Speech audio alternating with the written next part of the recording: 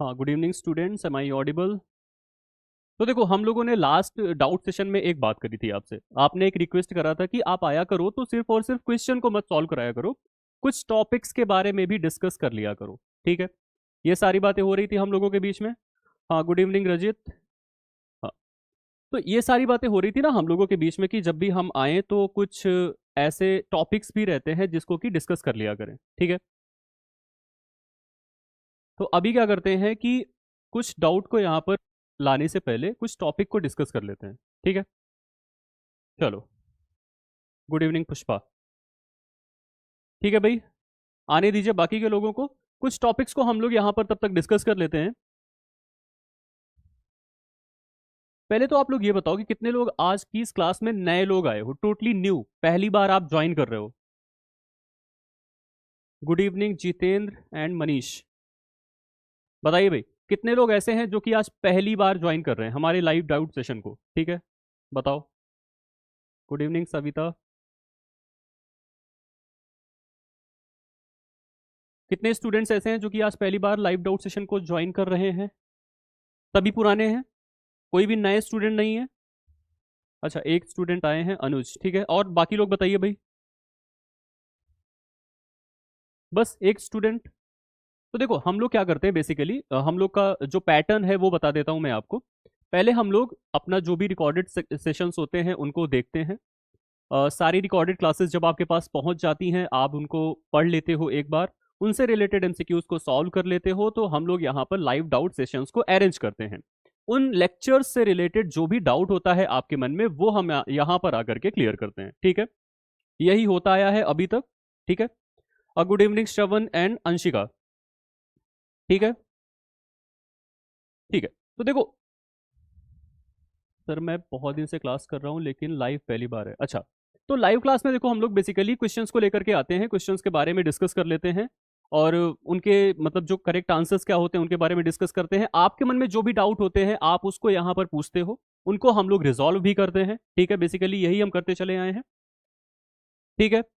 तो आज भी वैसा ही कुछ होगा, बट जैसा कि हम लोगों ने लास्ट क्लास में बोला था कि हम कोई पर्टिकुलर टॉपिक को एक बार यहाँ पर पढ़ेंगे, छोटे मोटे टॉपिक जो कि आपके एग्जाम में आने की संभावना है जिनकी बहुत ज्यादा रहती है। ठीक है? माइक्रोबायोलॉजी के बाद अब से फूड केमिस्ट्री को प्रिपेयर करा दीजिए टॉपिक वाइज विद क्वेश्चन। अच्छा ठीक है, करा दिया जाएगा भाई। आगे चल के हम लोग देखो क्वेश्चन ही तो सॉल्व करेंगे ना, जब तक आपका एग्जाम नहीं हो जाता है हम ज्यादा से ज्यादा एमसीक्यूज को आपके सामने लेकर के आएंगे। अब मेरा सेक्शन तो दो ही है या तीन है, आप कह सकते हो। फूड एडिटिव अगर आपके सिलेबस में होगा, हाँ है शायद, और फूड केमिस्ट्री का लेक्चर है, और आई थिंक माइक्रोबायोलॉजी के 14 लेक्चर्स हैं। ठीक है, यही है, इतना ही है। तो इसके बाद हम लोग फूड केमिस्ट्री पर भी प्रोसीड कर जाएंगे। ठीक है, चलो। अच्छा देखो, कुछ यहाँ पर ना क्वेश्चंस आपसे पूछ लिए जाते हैं, जिनको नहीं समझ में आएगा, जो भी चीजें नहीं समझ में आएगी यहाँ पर आप लोग बताते रहिएगा। ठीक है? कमेंट्स में आप लोग बताते रहिएगा कि सर ये वाला चीज नहीं समझ में आया। क्लियर? देखो, दो टाइप के यहाँ पर टर्म्स होते हैं आपके सामने, एक होता है प्रोबायोटिक और दूसरा होता है प्रीबायोटिक। ठीक है? और इनसे रिलेटेड क्वेश्चंस एग्जाम में काफी बार पूछे गए हैं कि प्रोबायोटिक और प्रीबायोटिक में बेसिक डिफरेंस क्या होता है। ठीक है? तो कोई मुझे बताएगा अभी कि व्हाट इज प्रोबायोटिक और व्हाट इज प्रीबायोटिक? एनीवन?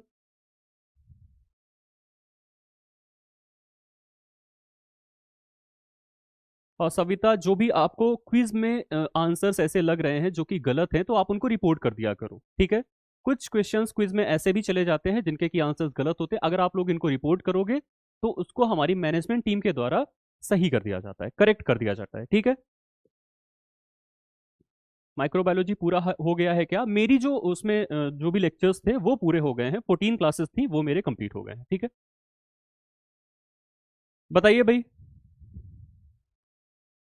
बताइए what is probiotic, what is prebiotic, कोई बताएगा?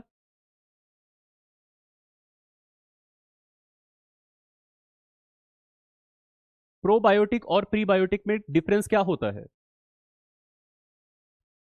Nutritional food of gut microbe is probiotic. Nutritional food, food को आप प्रोबायोटिक बोल रहे हो? चलो इसको थोड़ा सा समझते हैं। ठीक है? देखो, प्रोबायोटिक क्या होता है? ये बेसिकली लाइव माइक्रो ऑर्गेनिजम्स होते हैं, लिविंग माइक्रो ऑर्गेनिजम्स होते हैं जो कि आपकी गट के अंदर प्रेजेंट होते हैं। ठीक है, ये जिंदा सूक्ष्म जीव होते हैं। ठीक है, लिविंग माइक्रोब्स। और कहां पर होते हैं? ये आपकी गट में होते हैं। गट मतलब आपके इंटेस्टाइनल पोर्शन में होते हैं, आंतों पे होते हैं। ठीक है, अब ये जो लिविंग माइक्रो ऑर्गेनिज्म आपकी गट में है, तो हैं तो ये सूक्ष्म जीव। और जैसा कि हमने पहले ही आपको बताया था कि जितने भी माइक्रो ऑर्गेनिज्म होते हैं वो सबके सब आपके लिए हार्मफुल नहीं होते हैं। जरूरी नहीं है कि कोई भी माइक्रो ऑर्गेनिज्म अगर आपके अंदर गया तो आपको बीमारी ही कॉज करे, क्योंकि वो पैथोजेनिक नहीं भी हो सकता है ना। तो कुछ ऐसे नॉन पैथोजेनिक माइक्रो ऑर्गेनिज्म होते हैं, जिंदा होते हैं, जो कि आपकी गट में या आप कह सकते हो आपके इंटेस्टाइन के अंदर प्रेजेंट होते हैं। ठीक है, उनको हम लोग बोलते हैं प्रोबायोटिक्स। ठीक है, क्लियर? अब देखो इनके कुछ एग्जाम्पल भी होते हैं जो कि आपसे कई बार एग्जाम में पूछे गए हैं, तो मे भी आपके एग्जाम में भी पूछ लिया जा सकता है। देखो ये जो लिविंग ऑर्गेनिज्म होते हैं, अगर हम इनके एग्जांपल्स की बात करें तो यहां पर आपके सामने आता है, आपके सामने यहां पर आता है लैक्टोबैसिलस। ठीक है, लैक्टोबैसिलस जो कि दही में भी पाया जाता है, आपको पता ही होगा। ये एक टाइप का लिविंग माइक्रो ऑर्गेनिज्म होता है जो कि आपकी गट हेल्थ को क्या करता है? हेल्दी बनाए रखने का काम करता है। क्लियर? अब ये जो आपके प्रीबायोटिक हैं, अगर हम इनकी बात करें, ये क्या होते हैं? तो ये ऐसी चीजें होती हैं जो कि प्रोबायोटिक के लिए एज अ फूड वर्क करती हैं। क्या होता है भाई ये? These are food of probiotics. ठीक है, अब कौन सी ऐसी चीज होती है जिसको खाने के बाद ये जो लाइव माइक्रो ऑर्गेनिज्म है ये जिंदा रहेंगे? इनके लिए कौन सी चीज एज अ फूड वर्क करती है? तो जो आपके डाइटरी फाइबर होते हैं, एग्जाम्पल की अगर मैं बात करूं, तो जो भी आपके डाइटरी फाइबर होते हैं, डाइटरी फाइबर, कोई भी अगर आप चीज खाते हो तो उसमें अगर फाइबर है तो वो इनके लिए as a source of food work करेगा। क्लियर हुआ? तो प्रीबायोटिक क्या होता है, प्रोबायोटिक क्या होता है, समझ में आई बात?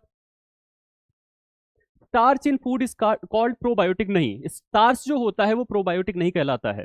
वो प्रीबायोटिक की कैटेगरी में आ सकता है, वो भी रेजिस्टेंट स्टार्च प्रीबायोटिक की कैटेगरी में आएगा। ठीक है, इन जनरल तो स्टार्च को हम लोग डाइजेस्ट कर लेते हैं, तो फाइबर की तरफ वर्क नहीं करता। कुछ रेजिस्टेंट स्टार्च होते हैं जो कि हमारी बॉडी में फुली डाइजेस्ट नहीं हो पाते हैं, वो प्रीबायोटिक की कैटेगरी में आएंगे, प्रोबायोटिक में नहीं आएंगे। ठीक है भाई, टोटल कितने बच्चे हैं इस बैच में? मोर देन 300 स्टूडेंट्स हैं इस बैच में भाई।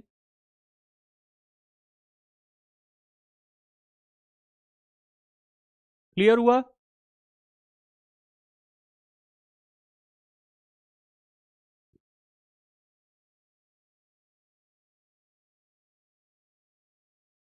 ठीक है, तो देखो यहां पर हमने क्या बात किया, लैक्टोबैसिलस की बात की। ऐसे ही कुछ और भी ऐसे आपके लिविंग माइक्रो ऑर्गेनिजम्स होते हैं, जैसे कि बिफिडोबैक्टीरियम।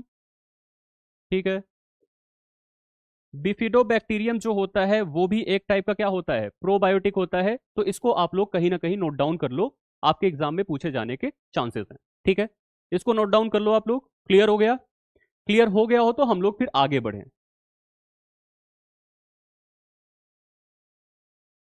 देखिए एग्जाम की जो डेट्स हैं अभी रिलीज नहीं करी गई हैं, लेकिन ऐसा माना जा रहा है कि फेब में यानी फरवरी में आपके एग्जाम होने की संभावनाएं हैं पूरी। क्लियर? एफएसओ के प्रीवियस ईयर के क्वेश्चन में दिक्कत हो रही है, तो जहां पर आपको दिक्कत हो रही है जिस पर्टिकुलर क्वेश्चन में, उस क्वेश्चन को आप लोग अपने रिलेटेड सब्जेक्ट मैटर एक्सपर्ट से पूछ सकते हो। जो भी आपके एजुकेटर हैं, जो भी टीचर्स हैं, उनसे आप पूछ सकते हो। ठीक है, जिस भी क्वेश्चन में आपको डाउट आ रहा है। क्लियर? इंस्ट्रूमेंटल वाला सब्जेक्ट आप नहीं, इंस्ट्रूमेंटेशन के लिए अंकित बहुत ही अच्छे टीचर हैं, मैम हैं, वो आपको यहाँ पर इंस्ट्रूमेंटेशन का पोर्शन कवर कराएंगी। वो इंस्ट्रूमेंटेशन काफी सालों से पढ़ा रही हैं, तो वो one of the best faculties हैं, तो वही आपको यहाँ पर कवर कराएंगी। ठीक है,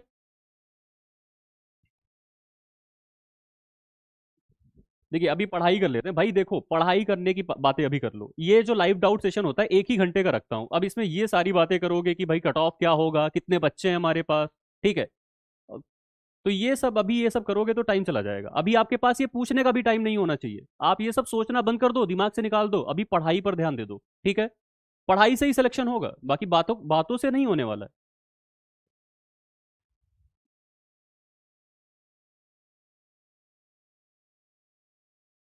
टॉडी फर्मेंटेशन, हाँ टॉडी फर्मेंटेशन में फर्मेंटेटिव बैक्टीरियाज होते हैं जो कि पार्टिसिपेट करते हैं भाई। ठीक है, फर्मेंटेशन वाले बैक्टीरियाज के बारे में हम लोगों ने एक अदर अलग से क्लास ली थी जिसमें कि पढ़ा था। तो जितने भी आपके अल्कोहलिक फर्मेंटेशन होते हैं उसमें बेसिकली ईस्ट जो होता है वो फर्मेंटेशन कराने का काम करता है, ठीक है। तो जो भी आपके ये जितने भी अल्कोहल रिलेटेड बीवरेजेस का फॉर्मेशन होता है ज्यादातर उनमें ईस्ट रोल प्ले करता है, बैक्टीरिया नहीं होता है। क्लियर?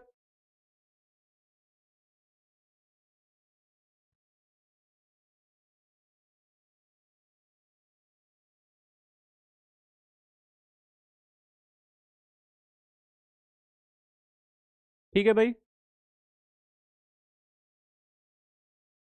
देखिए इमर्जिंग माइक्रो ऑर्गेनिज्म में बहुत सारे माइक्रो ऑर्गेनिज्म आ जाते हैं सचिन। देखिए इमर्जिंग माइक्रो ऑर्गेनिज्म में ऐसे माइक्रो ऑर्गेनिज्म को रखा जाता है जिनका यूज करके हम लोग आज के इस दौर में नई नई टेक्नोलॉजी, बायोटेक्नोलॉजी वाली चीजों को बनाते हैं, ठीक है।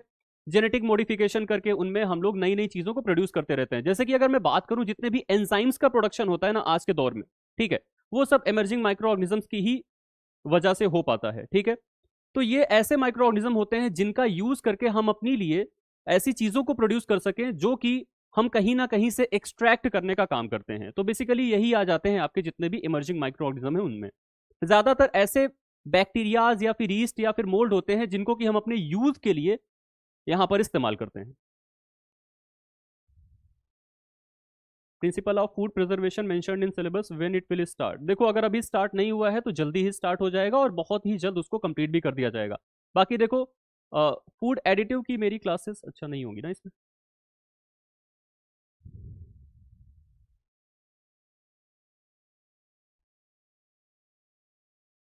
प्रिकर्सर्स क्या हैं? देखो प्रिकर्सर्स ऐसे सब्सटेंसेस होते हैं जो कि किसी न किसी विटामिन को प्रोड्यूस करने का काम करते हैं, ठीक है।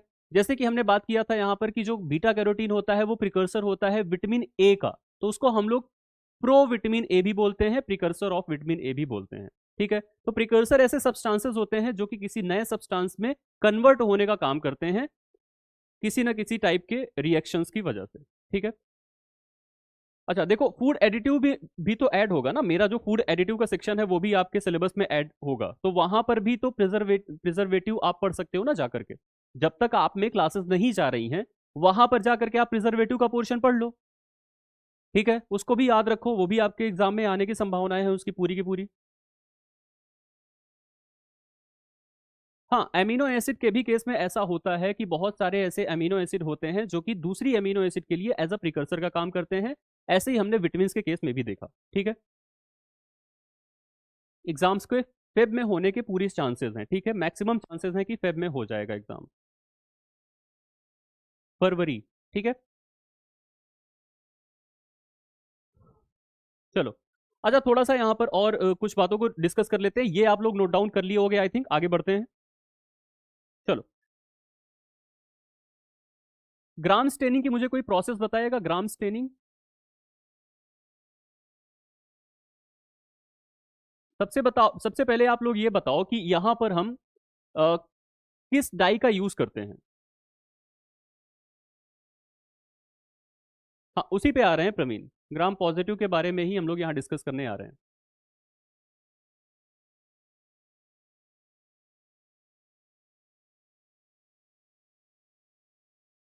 बताइए भाई।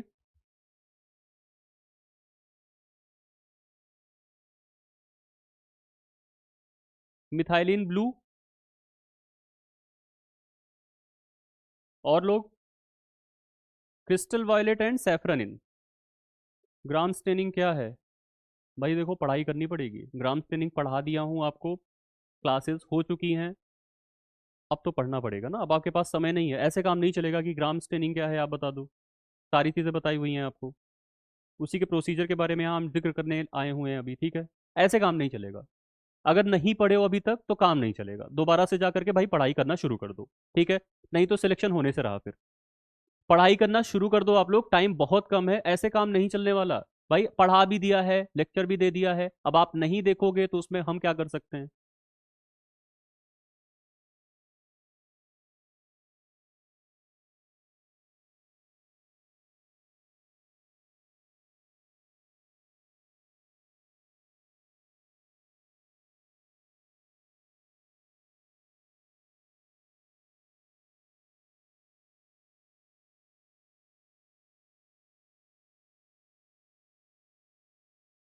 चलो हम लोगों ने यहाँ पर डाई की बात किया है, तो यहाँ पर दो टाइप की डाई का इस्तेमाल करते हैं हम लोग।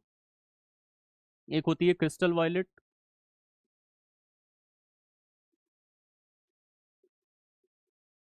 और दूसरी होती है सैफरनिन। ठीक है, सबसे पहले हम लोग क्या करते हैं कि क्रिस्टल वॉयलेट से स्टेन कराते हैं। ठीक है, हाँ बिल्कुल, क्रिस्टल वॉयलेट से सबसे पहले हम लोग स्टेनिंग कराते हैं, उसके बाद नॉर्मल वाटर से उसकी वॉशिंग कराते हैं। ठीक है, तो हमने क्या किया यहाँ पर, इससे हम लोगों ने सबसे पहले क्या कराया, स्टेनिंग कराया। उससे पहले भी हम लोग क्या करते हैं कि स्मीयर को फिक्स करते हैं। स्मीयर मतलब हमारा जो यहाँ पर सैंपल है उसको फिक्स करने का काम करते हैं, या तो अल्कोहल फिक्सेशन से करेंगे या तो हीट फिक्सेशन से करेंगे स्लाइड को। ठीक है, अब देखो यहाँ पर फिक्सिंग करने के बाद हम लोग क्या करते हैं कि इसकी स्टेनिंग करते हैं क्रिस्टल वॉयलेट से। क्रिस्टल वॉयलेट से इसको स्टेन करते हैं 30 सेकंड्स के लिए। उसके बाद हम लोग क्या करते हैं कि वॉशिंग कराते हैं। ठीक है, वॉशिंग कराने के बाद हम लोग क्या करते हैं भाई, वॉशिंग कराने के बाद हम लोग यहाँ पर एक और चीज का इस्तेमाल करते हैं। ठीक है, वो होती है हमारी ग्राम्स आयोडीन। ठीक है, ग्राम्स आयोडीन का हम लोग यहाँ पर यूज करते हैं। उसके बाद भी हम लोग क्या कराते हैं फिर भाई, वॉशिंग कराते हैं। ठीक है, किससे, अल्कोहल से। उसके बाद हम लोग किसका यूज करते हैं, सैफरान इनका यूज करते हैं। ठीक है, उसके बाद हम लोग वॉश कराते हैं वाटर से। ठीक है, यही हमारी पूरी प्रोसेस होती है। ठीक है, प्रोसेस को बहुत डिटेल में हम लोगों ने क्लास में पढ़ा था, अभी हम लोग यहाँ पर समझ रहे हैं कि कैसे कैसे हम लोग प्रोसीजर को फॉलो करते हैं। सबसे पहले हमने क्या कराया कि स्टेनिंग कराया, किससे भाई, क्रिस्टल वॉयलेट से। उसके बाद हमने नॉर्मल वाटर से उसको वॉश करा दिया। फिर हम लोगों ने क्या किया, ग्राम्स आयोडीन सॉल्यूशन का इस्तेमाल किया। उसके बाद हम लोगों ने उसको अल्कोहल से वॉश करा दिया। फाइनली हम लोग यहाँ पर सैफरान इनका इस्तेमाल करते हैं और वाटर से वॉश करा देते हैं, यही करते हैं। ठीक है, अब आप ये बताओ कि अगर ग्राम पॉजिटिव बैक्टीरिया है तो कौन से कलर से यहाँ पर स्टेन होगा। ग्राम पॉजिटिव की बात कर रहा हूं, बताओ भाई सबसे पहले, ग्राम पॉजिटिव कौन सा कलर देगा यहाँ पर, बताओ, इतनी प्रोसेस कराने के बाद।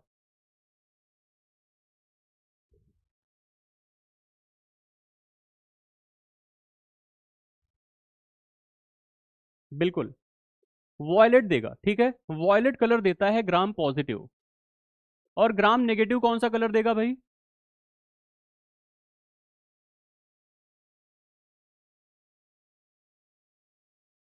ग्राम नेगेटिव कौन सा कलर देगा, रेड कलर देगा। राइट, देखो इसके पीछे की वजह देख लेते हैं कि ऐसा क्या हुआ कि ग्राम पॉजिटिव बैक्टीरिया ने वॉयलेट कलर दिया और ग्राम नेगेटिव बैक्टीरिया ने रेड कलर दिया। देखो बेसिकली होता क्या है, ग्राम पॉजिटिव की जो सेल वॉल होती है ना, उसके पास कुछ स्पेसिफिक सब्सटेंसेस होते हैं। कौन से सब्सटेंस होते हैं भाई ग्राम पॉजिटिव की सेल वॉल के पास, जो कि ग्राम नेगेटिव के पास नहीं होते हैं, बताइए।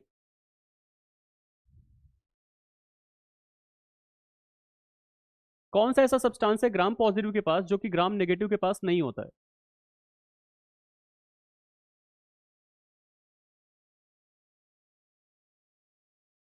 टिकोइक एसिड, और कौन सा सब्सटेंस है, टिकोइक एसिड भी ग्राम पॉजिटिव के पास होता है। इसके साथ साथ एक और सब्सटेंस है ना, पेप्टिडोग्लाइकैन, एग्जैक्टली।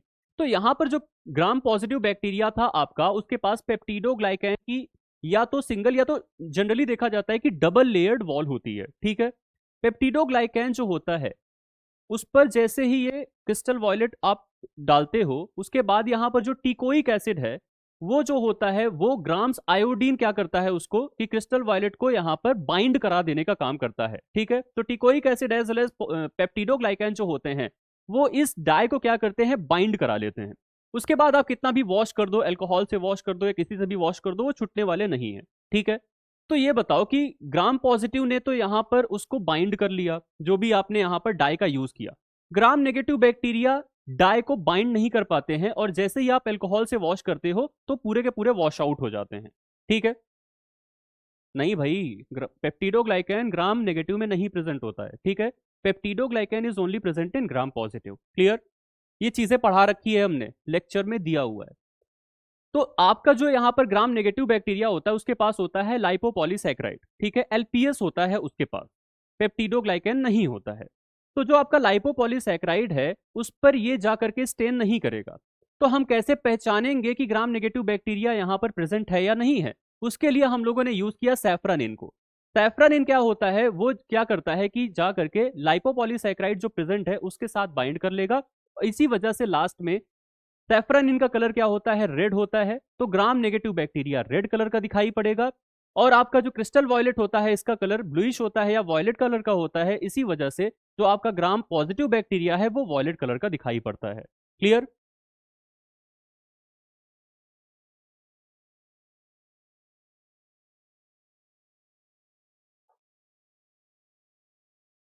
ग्राम नेगेटिव में होता है, ग्राम नेगेटिव में एस सिंगल लेयर आपने कराया है।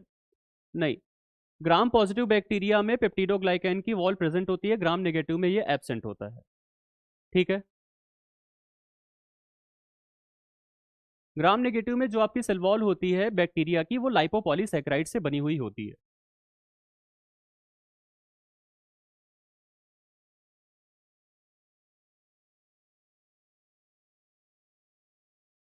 क्लियर हुआ? ये चीजें क्लियर हुई यहां पर जो आपको बताया गया?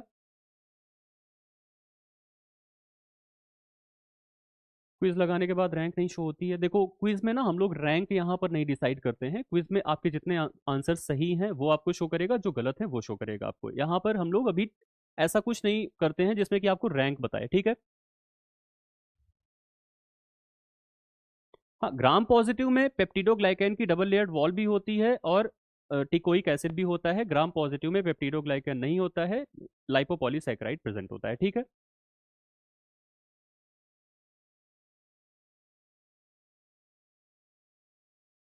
क्लियर? चलो भाई क्वेश्चन पर अब आते हैं, क्योंकि बहुत ज्यादा टाइम भी हो गया है। शुरू करते हैं सारे क्वेश्चंस को। सबसे पहला क्वेश्चन आपके सामने है कि what specific activity is associated with Clostridium perfringens and how does it affect food product. ठीक है। क्लॉस्ट्रीडियम परफ्रिंजेंस नाम का एक बैक्टीरिया है, वो क्या एक्टिविटी शो करता है, क्या उसका इफेक्ट होता है फूड के ऊपर। पहला ऑप्शन कह रहा है कि ये लैक्टिक एसिड को प्रोड्यूस करता है जिससे कि फ्लेवर बदल जाता है। दूसरा ऑप्शन कह रहा है कि ये फर्मेंट करता है कार्बोहाइड्रेट को, जिससे कि मिल्क या फिर कर्ड जो होता है वो डिसरप्ट हो जाता है। तीसरा कह रहा है कि ये ऑक्सीडाइज करता है इथेनॉल को, जिससे कि स्पॉइलेज हो जाता है। चौथा कह रहा है कि ये एसिड को प्रोड्यूस करता है और गैसेस को प्रोड्यूस करता है, जिससे कि स्पॉइलेज हो जाता है।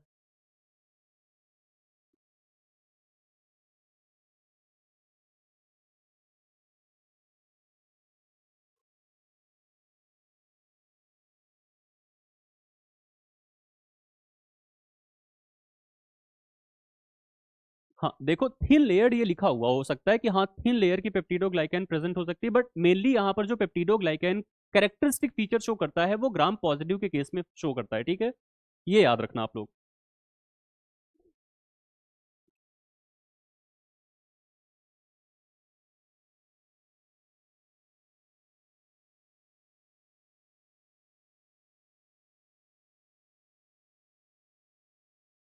तो देखो यहाँ पर मल्टीपल आंसर्स आ रहे हैं, कुछ लोग ए बोल रहे हैं, कुछ लोग डी बोल रहे हैं, कुछ लोगों का आंसर बी भी है।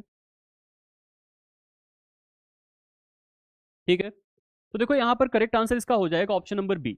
ये क्या करता है कि ये फर्मेंट कराता है और ये मिल्क कर्ड को डिसरप्ट करने का काम करता है। हम लोगों ने अपने नोट्स में इसको अच्छे से मेंशन भी कर रखा था और वहां पर पढ़ा भी था। तो यहाँ पर आपको समझ में आया कि क्लॉस्ट्रीडियम परफिंजेंस का क्या इस्तेमाल होता है, या इस्तेमाल आप क्या कह सकते हो कि कौन सा अनडिजायरेबल इफेक्ट शो करता है आपके फूड प्रोडक्ट के अंदर। क्लियर हुआ? ठीक है, तो इसका करेक्ट आंसर क्या हो जाएगा, option number B will be the correct answer. ठीक है, आगे चलते हैं भाई। अगला क्वेश्चन है what is the habitat and primary pathogenic impact of the genus Erwinia. Erwinia का हैबिटेट क्या होता है, किस पर्टिकुलर हैबिटेट में वो रहता है, और क्या इंपैक्ट होता है इसका। ठीक है। ऑप्शन ये कह रहा है कि सॉइल में रहता है और ये ह्यूमन में इन्फेक्शन कॉज करता है। दूसरा ऑप्शन कह रहा है कि ये मैन्योर में रहता है, मतलब जो आपके ह्यूमस वगैरह होते हैं उसमें रहता है, और ये एसोसिएटेड है स्पॉइलेज ऑफ डेयरी प्रोडक्ट से। ठीक है। तीसरा कह रहा है कि एक्वेटिक इन्वायरमेंट में रहता है, जहां पर जल रहता है, और ये फूड में पॉइजनिंग कराने का काम करता है। और चौथा कह रहा है कि प्लांट के सरफेस पर रहता है और सॉफ्ट रॉड कराता है, नेक्रोसिस कराता है वेजिटेबल में। एरविनिया।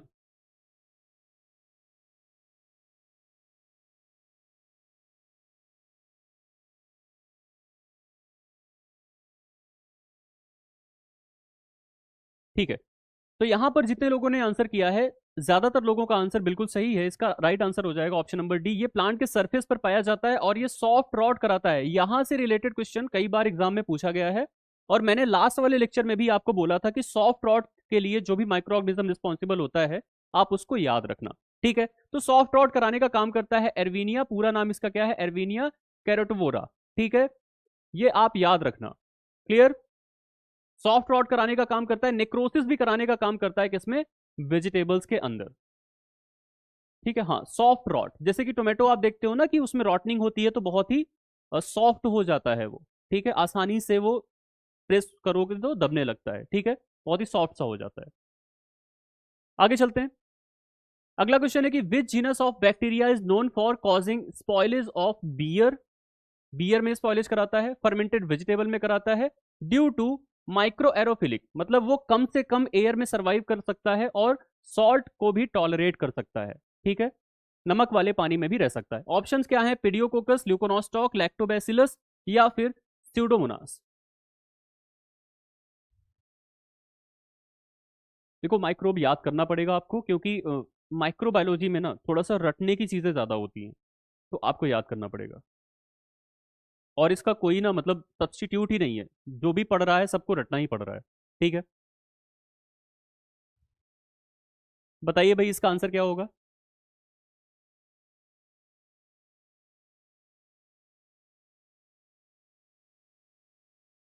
टफ नहीं है भाई, टफ बिल्कुल नहीं है, कोई भी चीजें टफ नहीं है, आप पढ़ाई करोगे सब आएगा आपको। आप पढ़ के आओगे ये सारी चीजें आएंगी आपको। इसका करेक्ट आंसर हो जाएगा option number A, that is Pediococcus. Pediococcus की अगर हम बात करें तो यहां पर जितने भी करेक्टर्स लिखे हैं, बियर में क्या कराने का काम करता है भाई, वो स्पॉइलिश करा देता है। वेजिटेबल में फर्मेंटेशन कराता है। ठीक है, माइक्रो एरोफिलिक होता है, कम से कम ऑक्सीजन में सर्वाइव कर सकता है, सॉल्ट में भी ये सॉल्ट में भी टॉलरेट कर सकता है अपने आप को। क्लियर? सिलेबस कंप्लीट हो गया है माइक्रोबायोलॉजी का, लग रहा है गलत जगह पे। चलो, तो देखो यहाँ पर इसका करेक्ट आंसर क्या हो जाएगा, option number A, that is Pediococcus. Clear? आगे चलते हैं। अगला क्वेश्चन है, what distinguishes the genus Pseudomonas in terms of its role in food spoilage and its environmental adaptability. ये कह रहा है कि भाई जो स्यूडोमोनास होता है, ठीक है, उसके बारे में बात कर रहा है कि फूड स्पॉइलेज में उसका क्या रोल होता है और इन्वायरमेंटल एडेप्टेबिलिटी कैसी शो करता है।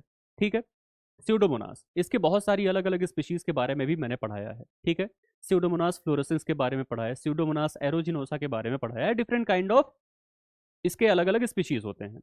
अब यहां पर ऑप्शन दे रहा है कि प्रोड्यूसेस एंडोस्पोर और ये हाई टेम्परेचर में सर्वाइव कर सकता है, पहला ऑप्शन है।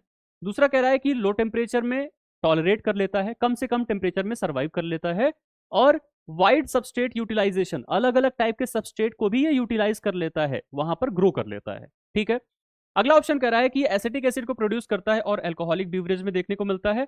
लास्ट ऑप्शन है कि ये प्लांट में रॉड को कराने का काम करता है और सॉइल में होता है।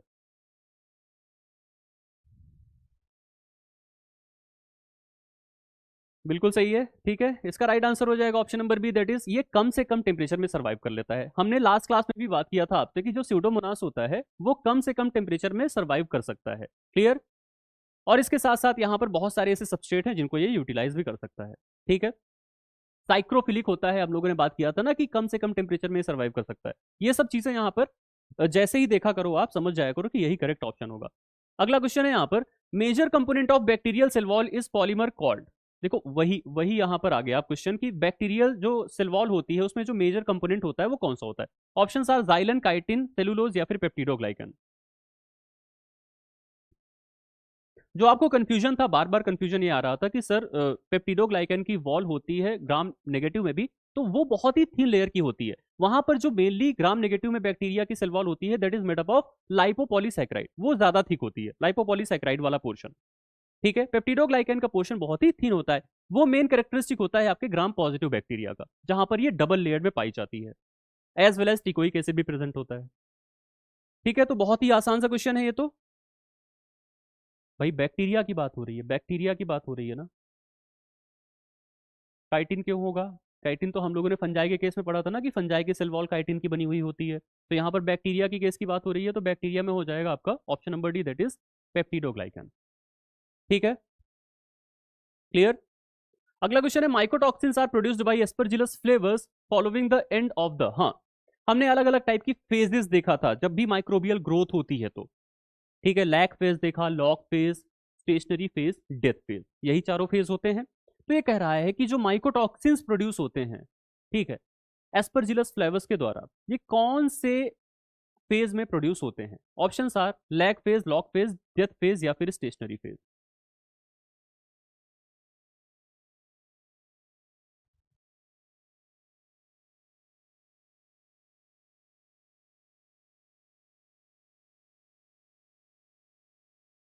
बिल्कुल सही है, option number D, that is stationary phase. Stationary phase में ये माइकोटॉक्सिन्स प्रोड्यूस होते हैं।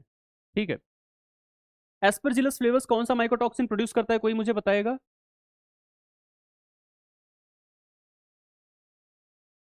एस्परजिलस फ्लेवर्स कौन सा माइकोटॉक्सिन प्रोड्यूस करता है?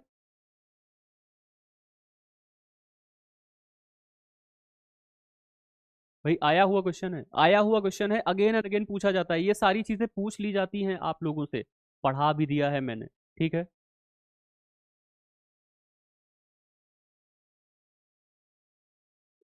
एस्परजिलस फ्लेवर्स कौन सा टॉक्सिन प्रोड्यूस करता है? ऐसे मत करो, देखो आप लोग पढ़ाई कर लो, पढ़ाई कर लो, नहीं तो कुछ होने वाला है नहीं। ठीक है, एफ्लाटॉक्सिन प्रोड्यूस करता है ना भाई। हाँ, एक लोगों का आंसर है एफ्लाटॉक्सिन, एफ्लाटॉक्सिन प्रोड्यूस करता है एस्परजिलस फ्लेवर्स। यहाँ से बहुत बार क्वेश्चन पूछा हुआ है, कैसे करोगे आप लोग, नहीं आएगा तो। ठीक है, ये याद कर लो, रट जाओ, ये सब बहुत ही बेसिक से क्वेश्चंस हैं जो कि अक्सर पूछ लिए जाते हैं। ठीक है, अल्फा नहीं, एफ्लाटॉक्सिन, अल्फा नहीं, एफ्लाटॉक्सिन प्रोड्यूस करता है एस्परजिलस फ्लेवर्स। अगला क्वेश्चन है आपके सामने, if canning procedure is not properly followed, अगर हम प्रॉपरली कैनिंग नहीं करेंगे, which type of microbe is most likely to grow in the canned food, तो कौन से टाइप का माइक्रो ऑर्गेनिज्म, सूक्ष्म जीव उसके अंदर ग्रो करेगा? कैनिंग समझ में आता है ना, कैनिंग हम लोगों ने बताया था क्या होता है, उसके अंदर कौन से टाइप के माइक्रोब्स ग्रो करते हैं? Option are obligate aerobe, acidophile, mesophile, obligate anaerobe. फेज एक बार फिर से क्लियर कर दीजिए, कर देते हैं अभी फेज, फेज क्लियर कर देते हैं अभी।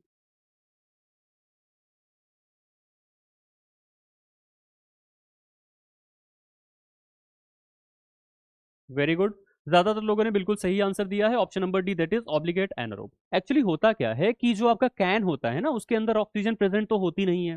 ठीक है, ऑक्सीजन ना के बराबर होती है, अगर उसके अंदर ऑक्सीजन रहेगी तो एरोबिक माइक्रोब ग्रो करेंगे, तो उसके अंदर जो ऑक्सीजन नहीं है तो कौन से माइक्रो ऑर्गेनिज्म ग्रो करेंगे? एनारोबिक माइक्रो ऑर्गेनिज्म ग्रो करेंगे। ठीक है, हाँ हाँ बिल्कुल सही है, एनारोबिक ही यहाँ पर ग्रो करते हैं। एनारोबिक में भी कौन सा माइक्रो ऑर्गेनिज्म है जो कि कैंड फूड में सबसे ज्यादा ग्रो करता है और कैंड फूड में स्पॉइलेज कराने का काम करता है, कोई बताएगा? गुड इवनिंग सोनू, बताइए भाई, एनारोबिक में कौन सा ऐसा पर्टिकुलर माइक्रो ऑर्गेनिज्म है जो कि कैंड फूड में स्पॉइलेज कराने का काम करता है? वेरी गुड अंकित, क्लॉस्ट्रीडियम बोट्यूलिनम। ठीक है, इसको याद रखना भाई, ये भी पूछ लिया जा सकता है।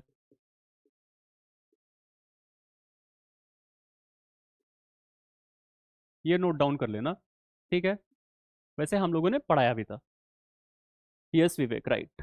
ठीक है, तो क्लॉस्ट्रीडियम बोट्यूलिनम नाम का एक बैक्टीरिया होता है जो कि कैंड फूड में स्पॉइलेज कराने का काम करता है। तो हमारा जो मेन उद्देश्य होता है ना, मुख्य उद्देश्य कि क्या करना है, तो कैनिंग में हम लोग हाई टेम्परेचर ट्रीटमेंट करते हैं, तो इतना टेम्परेचर देते हैं जिस पर कि ये पर्टिकुलर माइक्रो ऑर्गेनिज्म किल हो जाए। ठीक है, ये इंडिकेटर होता है इम्प्रॉपर कैनिंग का किसी भी कैंड फूड के अंदर। ठीक, आगे चलते हैं। अगला क्वेश्चन है, which species of Aspergillus is crucial for the commercial production of citric acid? बहुत बार पूछा गया है, सिट्रिक एसिड के लिए कौन सा माइक्रो ऑर्गेनिज्म रिस्पॉन्सिबल होता है प्रोड्यूस करने के लिए? ठीक है, and is characterized by large globular spore bearing head. ठीक है, options are Aspergillus flavus, Aspergillus terreus, Aspergillus niger, Aspergillus oryzae. हाँ, स्पोर भी फॉर्म करता है, राइट अनुपमा, स्पोर फॉर्मिंग है, स्पोर फॉर्मिंग है, तो जाहिर सी बात है कि कितना टेम्परेचर हम लोग देते हैं किल करने के लिए? स्पोर फॉर्मिंग माइक्रो ऑर्गेनिज्म को बहुत हाई टेम्परेचर पर हम लोग किल करते हैं। ठीक है, more than 121 degree Celsius sterilisation करते हैं ना कैन के अंदर, तो हम लोग उसको हाई टेम्परेचर प्रोवाइड कराते हैं।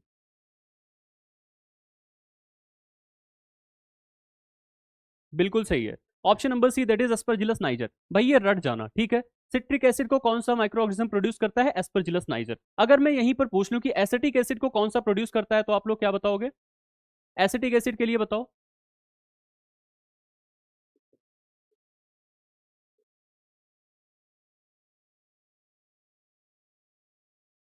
सिट्रिक एसिड का आपने आपने बिल्कुल सही बताया, एस्परजिलस नाइजर। एसिटिक एसिड का बता दो भाई। लाइव क्लास की नंबर बढ़ा देंगे, लेकिन आप पढ़ना शुरू कर दो। ठीक है, आप पढ़ाई करो, हम लाइव क्लास का नंबर जैसे जैसे टाइम आएगा हम बढ़ाएंगे। वेरी गुड वंदना। ग्लूकोनोबैक्टर, और एक होता है, एक और होता है। हाँ, ग्लूकोनोबैक्टर बिल्कुल सही है, एक और होता है।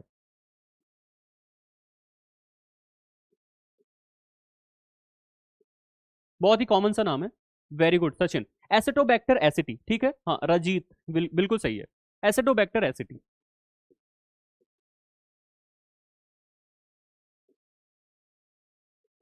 ठीक है, ये दो ऐसी स्पीशीज होती हैं जो कि एसिटिक एसिड का प्रोडक्शन कराती हैं। एसिटिक एसिड होता क्या है बेसिकली? एसिटिक एसिड होता है आपका विनेगर। ठीक है, विनेगर का प्रोडक्शन कराते हैं ये दोनों माइक्रो ऑर्गेनिज्म। क्लियर? जी बिल्कुल। मेनली यही दोनों माइक्रो ऑर्गेनिज्म कराते हैं, होते तो बहुत सारे हैं, जितना आप लोगों ने लिखा है सारे ही होते हैं, बट मेनली इन दोनों को आपके सिलेबस में इंक्लूड किया जाता है और इन्हीं दोनों से रिलेटेड क्वेश्चन भी पूछा जाता है। ठीक है, आगे बात कर रहे हैं, what is the primary spoilage impact of Penicillium digitatum on food product. Food product के अंदर पेनिसिलियम डिजिटेटम क्या करता है, कैसा स्पॉइलेज कराने का काम करता है, फूड को कैसे खराब करता है?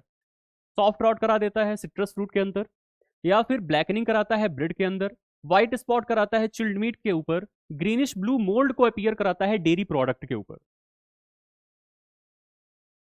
जी हाँ, पीछे जो भी आपने बैक्टीरिया देखा वो अल्कोहल को एसिटिक एसिड में कन्वर्ट करने का काम करता है। इसीलिए कई जगह पर ना as a spoilage causing micro organism भी हो जाता है। जैसे आप प्रोड्यूस कर रहे हो बियर और गलती से उसमें एसिडोबैक्टर चला गया, तो भाई पूरा का पूरा जो आपका इथेनॉल प्रोड्यूस हो रहा है ना, 6-7%, वो एसिड बन जाएगा। तो बियर पूरी खट्टी हो जाएगी, खराब हो जाएगी वो।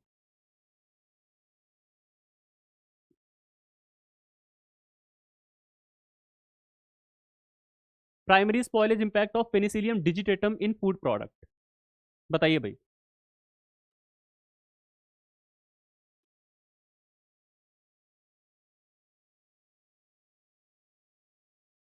हाँ, तो यहां पर आपका करेक्ट आंसर हो जाएगा option number A, that is soft rot in citrus fruit. जो सिट्रस फ्रूट होते हैं उनके अंदर ये सॉफ्ट रॉट कराने का काम करता है। ठीक है, कौन सा? Penicillium digitatum. Clear? Yes yes correct. अगला क्वेश्चन है, which species of Aspergillus is known for producing aflatoxin, toxic compound that commonly contaminate grains and nuts. अभी पीछे बोला था, ठीक है। अभी देखो यहां से एक और चीज ना, एफएसएसआई ने पूछ लिया था कि किसमें ये प्रेजेंट होता है, कहाँ कहाँ पर ये देखने को मिलता है। तो कुछ चीजें आप याद रखना, जैसे कि ग्रेन्स होते हैं, नट्स होते हैं, स्पेशली अगर हम बात करें तो पीनट, जिनको आप ग्राउंड नट बोलते हो, उनके अंदर ये देखने को मिलता है। मूंगफली, ठीक है। और बाकी के भी नट्स में देखने को मिल जाते हैं, कुछ ग्रेन्स में भी देखने को मिल जाते हैं। तो कौन से यहाँ पर माइक्रो ऑर्गेनिज्म है, अभी पीछे बात किया था, बता दो भाई। नाइजर ओराइजी फ्लेवस टेरियस, बताइए। एफ्लाटॉक्सिन अगेन आ गया ना, बताइए।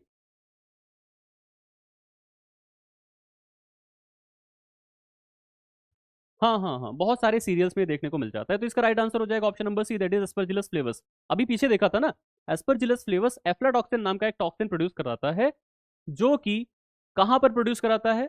अलग अलग टाइप के नट्स में और सीरियल्स में। क्लियर? अलग अलग टाइप के नट्स और सीरियल्स में एफ्लाटॉक्सिन प्रेजेंट होता है। ठीक है, एफ्लाटॉक्सिन लिखा भी तो है। अगला क्वेश्चन है, which species of Monascus is known for its reddish और purple colonies that is commonly found on dairy product and Chinese red rice.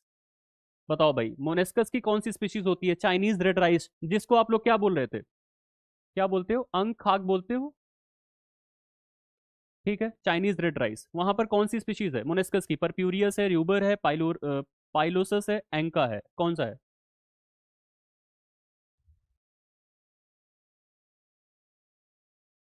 Microbiology के कितने क्वेश्चन आएंगे? तो देखो अभी कुछ उन्होंने ऐसा लिख नहीं रखा है कि हम इतने परसेंटेज क्वेश्चन देंगे, बट अगर एज अ सब्जेक्ट आपके सिलेबस में एडेड है तो बहुत क्वेश्चन आ सकते हैं।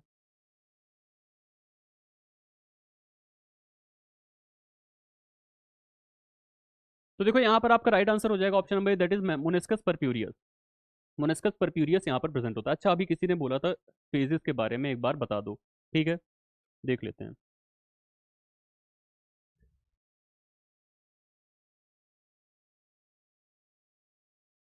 ठीक है, हम लोगों का जो ग्राफ होता है वो कुछ इस प्रकार से होता है।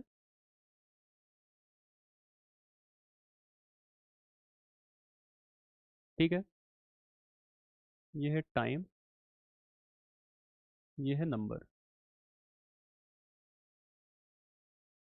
ठीक है, ये पहला वाला फेज है हमारा, जो कि होता है लैग फेज। दूसरा वाला हमारा होता है लॉग फेज, जिसको हम लोग एक्सपोनेंशियल बोलते हैं। तीसरा वाला हमारा होता है स्टेशनरी, और ये होता है हमारा डेथ या डिक्लाइनिंग फेज। ठीक है, और ये नीचे की तरफ जाता है। ठीक है, ये सारे फेजेस हो गए।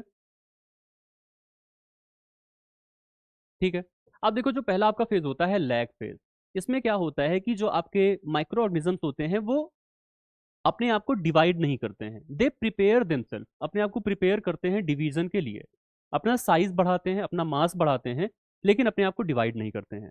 एक हैं तो एक ही रहेंगे, अपने आप को प्रिपेयर करते रहते हैं कि हम अभी डिवाइड करेंगे आगे चल के। ठीक है, लॉग फेज, जिसको कि हम लोग एक और फेज के नाम से जानते हैं, जिसको कि हम लोग बोलते हैं एक्सपोनेंशियल फेज। एक्सपोनेंशियल फेज बोलते हैं। इसमें सबसे ज्यादा डिवीजन देखने को मिलता है, और जो सेल होती है वो मेटाबॉलिकली सबसे ज्यादा एक्टिव होती है। क्लियर? स्टेशनरी फेज जो होता है, इसमें number of new micro organism जो कि फॉर्म हो रहे हैं इज इक्वल टू जितने माइक्रो ऑर्गेनिज्म आपके डेथ हो रहे हैं वो दोनों बराबर हो जाते हैं लगभग। इस वजह से कुछ देर तक ना ये ग्राफ ऊपर जाता है ना ये ग्राफ नीचे आता है। इसको हम लोग बोलते हैं स्टेशनरी फेज। लास्ट होता है हमारा डेथ फेज, जिसमें कि ग्राफ नीचे की तरफ आता है, मतलब जो नंबर्स हैं अब लगातार कम होते चले जा रहे हैं। माइक्रो ऑर्गेनिज्म की जो किलिंग हो रही है वो बहुत ज्यादा हो रही है। ठीक है, अब वो खत्म होते जा रहे हैं, तो ये ग्राफ नीचे की तरफ आता हुआ चला जाता है। ठीक है, ठीक है, ये अभी जो किसी ने पूछा ना फेजेस के बारे में, एक बार आप डिस्कस कर दो, तो ये सारे फेजेस है आपके, लैग फेज है, लॉग फेज है, स्टेशनरी फेज है, डेथ फेज है। क्लियर? वॉल्यूम बहुत कम है। देखो, ये है आपका लैग फेज, सबसे पहला फेज, जहां पर आपका सेल डिवाइड नहीं कर रहा है, अपने आप को प्रिपेयर कर रहा है डिवाइड करने के लिए। दूसरा होता है लॉग फेज, जो कि एक्सपोनेंशियल फेज के नाम से भी जिसको हम जानते हैं। सेल सबसे ज्यादा मेटाबॉलिकली एक्टिव होती है, अपने आप को बहुत ही तेजी से डिवाइड करती है। अगला फेज होता है स्टेशनरी फेज, यहां पर number of new micro organism जो कि फॉर्म हो रहे हैं is equal to number of micro organism जो कि डाई कर रहे हैं, मर रहे हैं। ठीक है, इस वजह से ना ये ग्राफ ऊपर जा रहा है ना ये ग्राफ नीचे आ रहा है। ठीक है, आगे चल के डेथ फेज आती है, जिसमें कि नंबर ऑफ माइक्रो ऑर्गेनिज्म जो मर रहे हैं वो ज्यादा बढ़ जाते हैं एज कंपेयर टू जो नया माइक्रो ऑर्गेनिज्म फॉर्म हो रहे हैं। तो यहां पर जनरली देखा गया है कि नए माइक्रो ऑर्गेनिज्म फॉर्म नहीं होते हैं, डेथ बहुत तेजी से होती है, इसी को हम लोग डिक्लाइन फेज के नाम से भी जानते हैं। क्लियर? चलो आगे चलते हैं। आगे यहां पर कौन सा क्वेश्चन था, ये हो गया था। अगला क्वेश्चन है, which mould is commonly refer to as dairy mould and is characterized by white to cream coloured growth. Dairy mould किसको कहते हैं बताओ भाई? Dairy mould. Options are Geotrichum candidum, Neurospora, sitophila, Monascus purpureus, Trichoderma, viride. Dairy mould. Question number 11 repeat करना है एक बार, अभी कर रहे हैं, इसको हम लोग कर लेते हैं फिर करते हैं। एस्परजिलस स्टेशनरी फेज कैसे, नहीं एस्परजिलस अपना जो टॉक्सिन है ना, टॉक्सिन, जो टॉक्सिन वो प्रोड्यूस करता है, एफ्लाटॉक्सिन, वो किस फेज पे प्रोड्यूस करता है ये क्वेश्चन था। तो वो करता है स्टेशनरी फेज पर। ठीक है,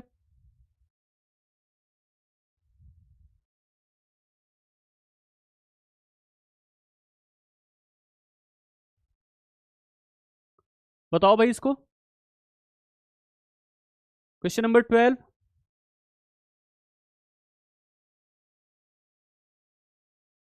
केवल 3-4 लोग आंसर कर रहे हो, बाकी लोग आंसर नहीं करोगे? इतने लोग आप लोग हो, आंसर तो करो ना, सब लोग आंसर करो। गलत है सही है ये मैटर ही नहीं करता। एग्जाम में जाओगे तो क्या बैठे रहोगे, क्वेश्चन नहीं आंसर करके आओगे, सारे क्वेश्चन छोड़ना है?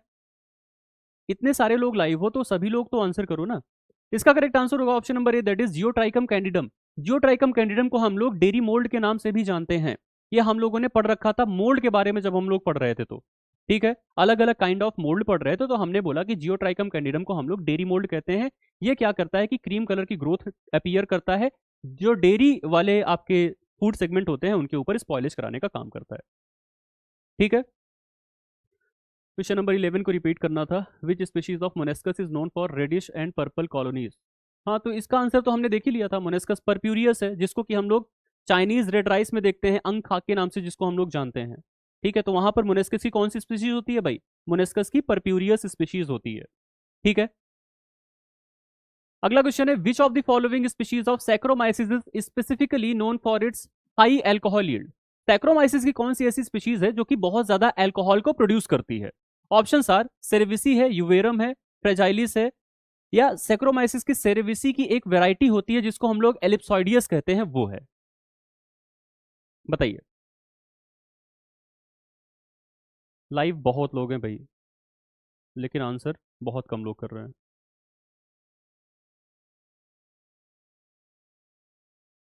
लाइव बहुत सारे लोग हैं, वो हमारा प्रोटोकॉल है, हम आपसे नहीं डिस्कस कर सकते हैं। ठीक है, चलिए। तो यहां पर देखो, दो ही ऑप्शन में आपको कंफ्यूजन हो रही होगी, ऑप्शन नंबर ए में, ऑप्शन नंबर डी में। तो इसका करेक्ट आंसर हो जाएगा ऑप्शन नंबर डी। सैक्रोमाइसिस की सेरेविसी की एक वैरायटी होती है जिसको हम लोग बोलते हैं एलिप्सॉइडियस। ठीक है, ये बहुत ही ज्यादा अल्कोहल को ईल्ड करती है, बहुत ज्यादा अल्कोहल का फॉर्मेशन ये कराती है। क्लियर? चलो, अगला क्वेश्चन है what is the primary difference in growth characteristic between top east and bottom east in saccharomyces genus? देखो, दो टाइप के ईस्ट हमने पढ़े थे, एक होता है टॉप ईस्ट, एक होता है बॉटम ईस्ट। ठीक है, टॉप ईस्ट में हमने कहा था कि जो ईस्ट होता है वो क्लम करके ऊपर की तरफ आ जाता है, बॉटम ईस्ट में नीचे की तरफ सेटल डाउन हो जाता है। तो उसी के बारे में यहां पर पूछा जा रहा है। पहला कह रहा है कि टॉप ईस्ट जो होता है वो ग्रो करता है हाई टेम्परेचर पे और क्लम्प नहीं होता है, बॉटम ईस्ट लो टेम्परेचर पर ग्रो करता है, क्लम्प हो जाता है। ठीक है, दूसरा ऑप्शन कह रहा है टॉप ईस्ट जो होता है वो लो टेम्परेचर पर ग्रो करता है, सेटल हो जाता है नीचे की तरफ, और बॉटम ईस्ट जो होता है हाई टेम्परेचर पर ग्रो करता है, ऊपर की तरफ चला आता है। तीसरा ऑप्शन कह रहा है कि टॉप ईस्ट जो होता है वो 10 से 15 डिग्री सेल्सियस पर ग्रो करता है और बॉटम में सेटल हो जाता है, जबकि जो बॉटम ईस्ट होता है वो 20 डिग्री सेल्सियस पर ग्रो करता है और सरफेस के ऊपर आ जाता है। लास्ट ऑप्शन कह रहा है कि टॉप ईस्ट जो होता है वो 20 डिग्री सेल्सियस पर ग्रो करता है, क्लम्प करता है, जबकि बॉटम ईस्ट जो होते हैं वो 10 से 15 डिग्री सेल्सियस पर ग्रो करते हैं और क्लम्प नहीं होते हैं। बताइए।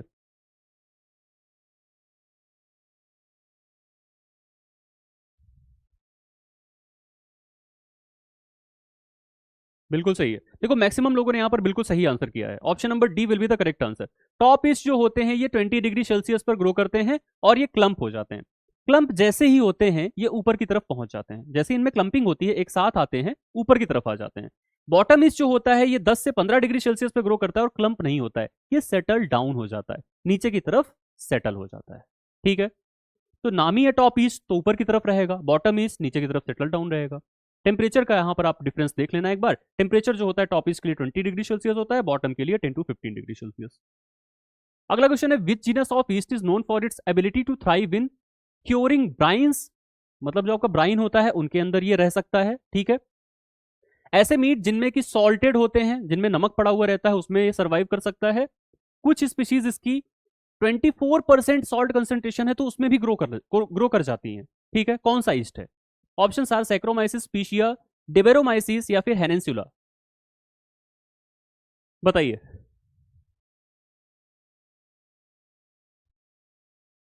आंसर सभी लोग करो भाई।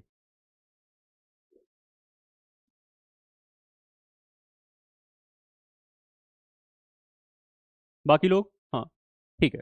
तो देखो, यहां पर इसका करेक्ट आंसर हो जाएगा option number C, that is Debaryomyces. Debaryomyces जो होते हैं ये ऐसे ईस्ट होते हैं जो कि हाई कंसंट्रेशन ऑफ सॉल्ट में ग्रो करते हैं, हेलोफिलिक होते हैं, आप एक प्रकार से बोल सकते हो। ठीक है, हर जगह सॉल्ट सॉल्ट सॉल्ट बात हो रही है ना। देखो, यहां पर कह रहा है कि सॉल्टेड मीट में ग्रो हो सकता है, ब्राइन जो कि सॉल्ट का सॉल्यूशन होता है, और यहां पर भी बता रहा है कि 24% सॉल्ट सॉल्यूशन में भी ग्रो कर सकता है। ठीक है, क्लियर? अगला क्वेश्चन कह रहा है कि कौन सा कंपोनेंट है ग्राम स्टेनिंग प्रोसीजर का जो कि मॉर्डेंट की तरह एक्ट करता है, जो कि फिक्स करता है क्रिस्टल वॉयलेट को किसके ऊपर? ग्राम पॉजिटिव बैक्टीरिया के ऊपर। क्रिस्टल वॉयलेट आपने डाला था, उसके बाद एक और चीज डाली थी जो कि क्रिस्टल वॉयलेट को फिक्स करने का काम कर रहा था ग्राम पॉजिटिव बैक्टीरिया के ऊपर, वो कौन सी चीज थी? ऑप्शन है crystal violet, safranin, acetone, Gram's सायोडीन।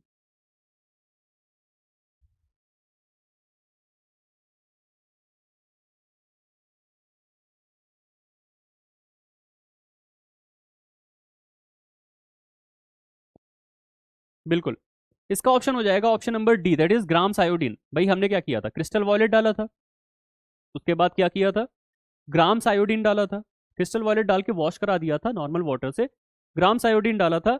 ग्राम सायोडीन डालने से क्या होता है कि ये जो क्रिस्टल वॉयलेट होते हैं ना, ये ये क्या होते हैं, फिक्स हो जाते हैं ग्राम पॉजिटिव बैक्टीरिया की सेल वॉल के ऊपर। ठीक है, तो इसकी फिक्सेशन के लिए हम लोग यहाँ पर ग्राम्स आयोडीन का इस्तेमाल करते हैं।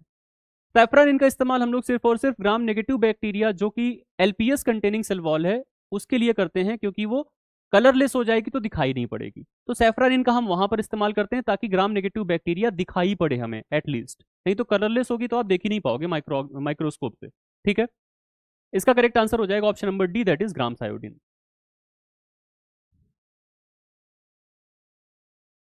सर और कोई भी क्लास ऐड है? अभी के लिए तो फिलहाल हमारा डाउट सेशन चल रहा है। अगला क्वेश्चन है, why do Gram negative bacteria appear red after the Gram staining procedure? Gram negative bacteria लाल रंग का क्यों दिखाई पड़ता है? ठीक है, ऑप्शन आर, इनके पास मोटी सी पेप्टिडोग्लाइकन की लेयर होती है, क्रिस्टल वॉयलेट कलर को ये रिटेन कर लेते हैं। इनके पास टिकोइक एसिड एब्सेंट नहीं होता है और ये क्रिस्टल वॉयलेट को रिटेन नहीं कर पाते हैं जब इनका डीकलराइजेशन किया जाता है। तो इनके पास टिकोइक एसिड प्रेजेंट होती है जो कि सैफरन इनके साथ इंटरेक्ट कर लेती है। इनके पास हाई एफिनिटी होता है क्रिस्टल वॉयलेट के लिए इनकी सेल वॉल में, जिसकी वजह से ये रेड कलर के दिखाई पड़ते हैं। बताइए भाई। माइक्रोबायोलॉजी में इंपॉर्टेंट टॉपिक बता दे जहां से क्वेश्चंस आते हैं। देखो जितना मैंने पढ़ाया है ना, हर जगह से क्वेश्चन आने की संभावनाएं हैं। नंबर ऑफ जो बैक्टीरियाज के बारे में पढ़ाया है, इंपॉर्टेंट बैक्टीरिया जो अलग अलग टाइप की चीजों को प्रोड्यूस करते हैं या फिर स्पॉइल करते हैं। ग्राम पॉजिटिव ग्राम नेगेटिव हर बार क्वेश्चन देखने को मिल जाता है। बहुत ही अच्छे से समझाया है आपको सारी चीजें, उन दोनों के बीच का डिफरेंस क्या होता है। ठीक है, पूरी स्टेनिंग की प्रोसीजर आपको समझाई है, कैसे कैसे स्टेनिंग किया जाता है। तो सारी चीजों को वहां से पढ़ लेना। ठीक है, मैंने जो 14 लेक्चर पढ़ाए शायद ही उनमें से कोई ऐसा लेक्चर हो जो कि आपके लिए इंपॉर्टेंट ना हो। सारे ही लेक्चर इंपॉर्टेंट हैं।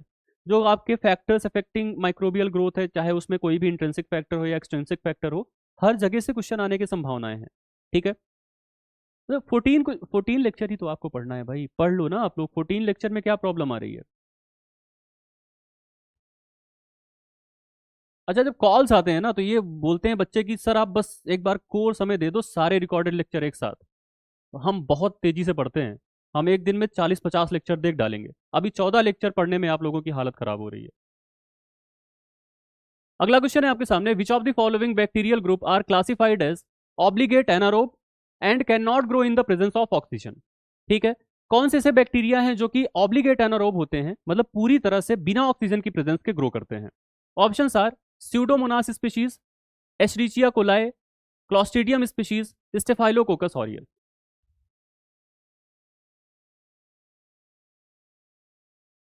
UP triple S C batch के अलावा और कोई क्लास ऐड है?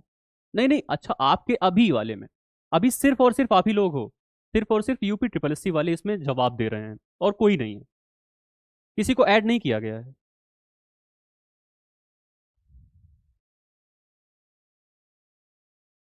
बताइए भाई।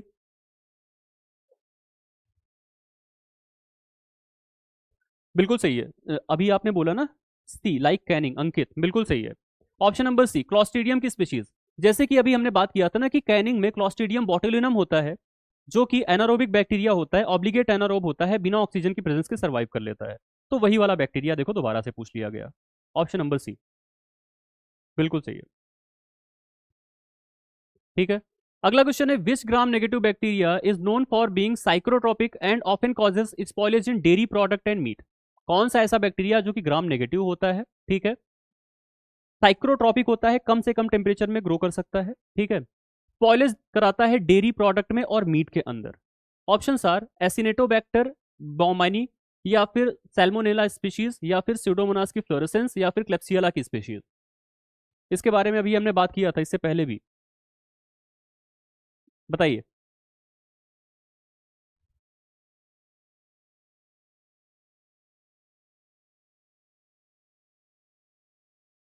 तो देखो यहाँ पर इसका करेक्ट आंसर हो जाएगा ऑप्शन नंबर सी, स्यूडोमोनास की फ्लोरेसेंस। अभी हमने पीछे बात किया था ना, स्यूडोमोनास जो होता है वो कम से कम टेम्परेचर में ग्रो कर जाता है। तो जैसे ही ये सब वर्ड देख लिया करो ना, साइक्रोट्रॉपिक या वेरी लो टेम्परेचर या साइक्रोफिलिक, तुरंत इस पर टिक कर दिया करो। ठीक है, स्यूडोमोनास को आप याद रखना कि कम से कम टेम्परेचर पर, फ्रीजिंग टेम्परेचर पर भी ये ग्रो कर जाता है।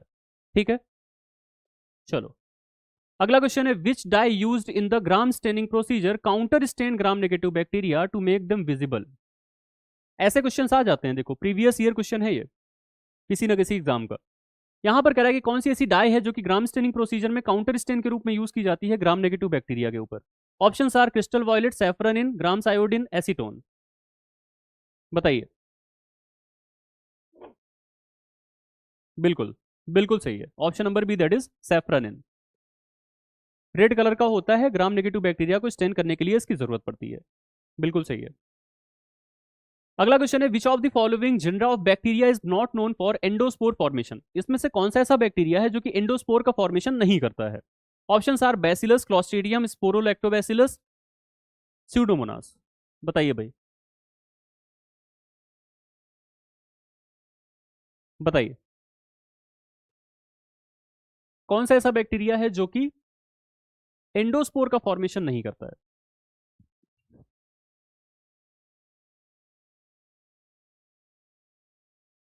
हाँ, डी यहां पर मैक्सिमम लोगों का आंसर आ रहा है और बिल्कुल सही है। स्यूडोमोनास जो होता है वो एंडोस्पोर का फॉर्मेशन नहीं करता है, बाकी यहां पर जितने भी हैं वो सब एंडोस्पोर का फॉर्मेशन करते हैं।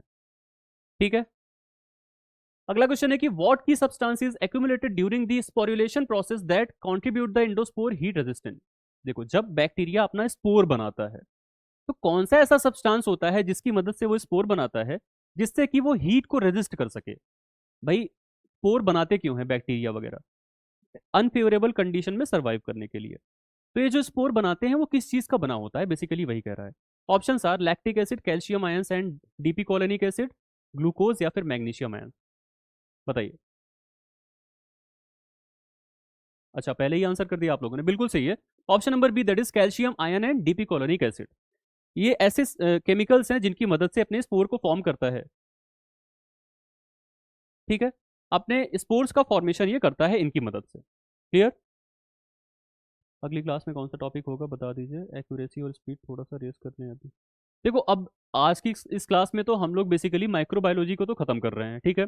इससे पहली वाली क्लास में हम लोगों ने माइक्रोबायोलॉजी के कुछ टॉपिक को कंप्लीट किया था। यहाँ पर जो बचे हुए टॉपिक थे उनको हम लोग कंप्लीट करने वाले हैं। क्लियर। तो अगली क्लास हम लोग किसी और सब्जेक्ट की ही लेकर के आएंगे। फूड एडिटिव की अभी आपकी हुई एक भी क्लास? फूड एडिटिव का डाउट हुआ? अच्छा, फूड केमिस्ट्री। ठीक है। अभी आप लोग बता दो, जो भी क्लास चाहते हो, फूड एडिटिव चाहते हो या फूड केमिस्ट्री चाहते हो, यहाँ पे बता दो। ठीक है। जैसे एक एक स्टूडेंट ने बताया कि उनको फूड केमिस्ट्री की चाहिए अगली लाइव डाउट सेशन। बता दो जो भी क्लास आपको चाहिए। एक क्लास हुई है एडिटिव की? एक क्लास ऐड हुई है अभी तक?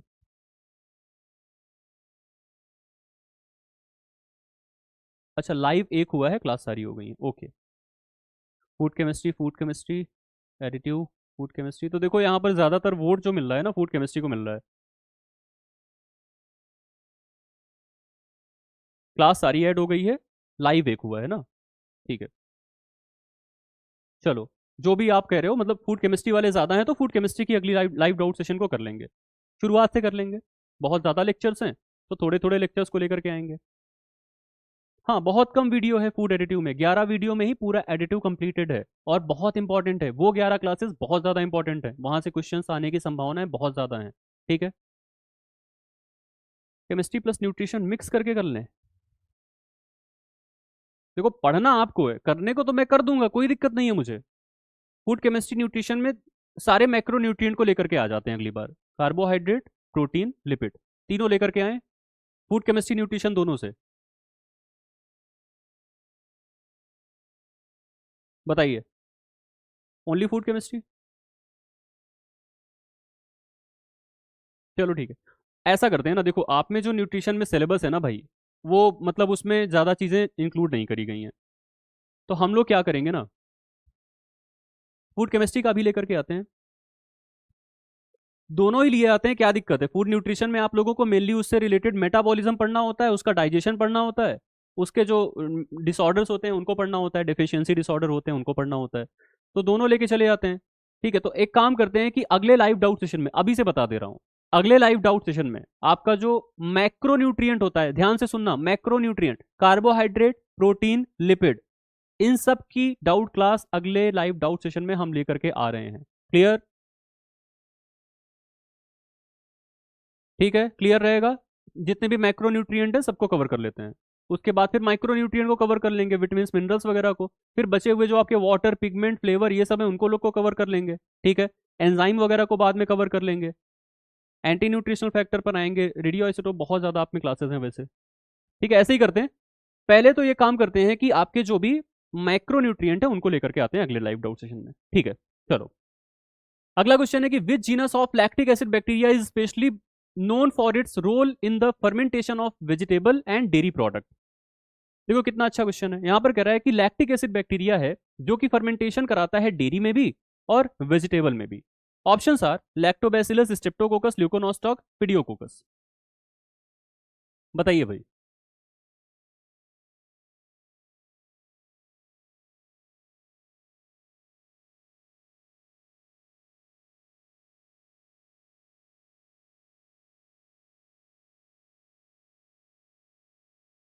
चलो, तो देखो यहां पर आपका करेक्ट आंसर हो जाएगा option number A, that is lactobacillus. देखो, कुछ लोगों को ल्यूकोनोस्टॉक भी लग रहा होगा, बेशक ल्यूकोनोस्टॉक कराता है फर्मेंटेशन। ल्यूकोनोस्टॉक की मेसेंटेराइड्स है जो कि कहां पर कराती है, कैबेज के अंदर कराती है। क्या बोलते हैं प्रोडक्ट को, सॉरक्रॉट बोलते हैं, ठीक है।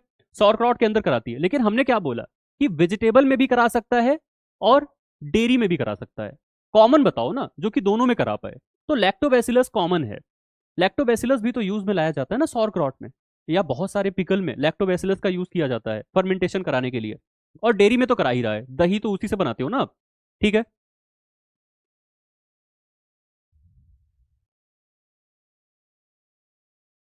क्वेश्चन बहुत ज्यादा मात्रा में लेकर आए, ठीक है। लेकर आते हैं, ज्यादा मात्रा में लेकर आते हैं अगली बार से, ठीक है। अभी भी 27 क्वेश्चन है, कम नहीं है। कुछ टॉपिक भी हम लोगों ने डिस्कस किए हैं यहाँ पर, ठीक है। चलो, अगला क्वेश्चन है which genus is most commonly associated with the production of butyric acid and is significant in various industrial application. अब यहाँ पर पकड़ना क्या होता है क्वेश्चन में, सीधे सीधे ब्यूटारिक एसिड को पकड़ लो। बताओ ब्यूटारिक एसिड को कौन प्रोड्यूस कर रहा है, लैक्टोबैसिलस, एसिटोबैक्टर, क्लॉस्ट्रीडियम या फिर स्ट्रेप्टोकोकस।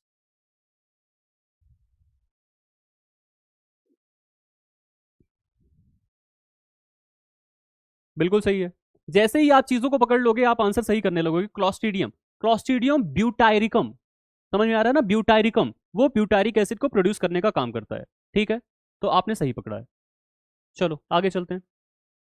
अगला क्वेश्चन है lactic acid bacteria are most undesirable in which of the following application due to their production of lactic acid. देखो क्वेश्चन कहना क्या चाहता है, ध्यान से समझना। क्वेश्चन कह रहा है कि लैक्टिक एसिड बैक्टीरिया जो होते हैं किस चीज में अनडिजायरेबल इफेक्ट शो करते हैं। अनडिजायरेबल मतलब जो कि आपको नहीं जरूरत है, जिस चीज को आप नहीं चाहते हो और वो चीज बन गई। किसकी वजह से बन गई, लैक्टिक एसिड बैक्टीरिया की वजह से बन गई।